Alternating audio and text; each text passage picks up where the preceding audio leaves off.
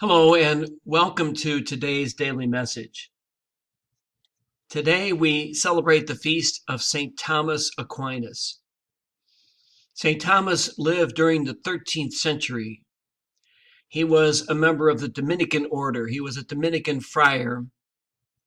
And he, along with St. Augustine, are considered one of the greatest theologians of Christianity. He taught for a long time at the University of Paris. And St. Thomas wrote numerous books that attempted to synthesize faith and reason, to synthesize the natural world with the supernatural.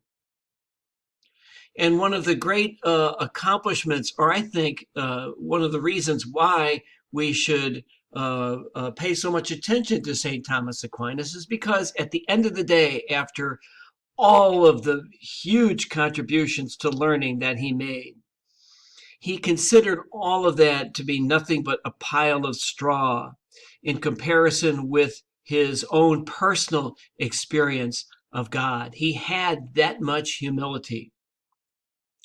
It's also appropriate that we celebrate the feast of St. Thomas Aquinas during Catholic Schools Week because St. Thomas is one of the great educators of Christian history. And so I just want to offer this very brief prayer by St. Thomas, something that we can read and reflect on today, something to cause us to think about the way that we live.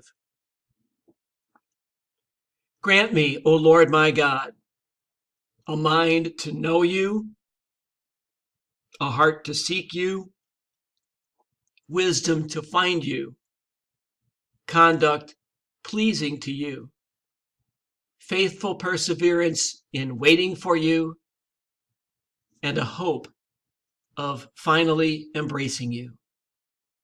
Amen.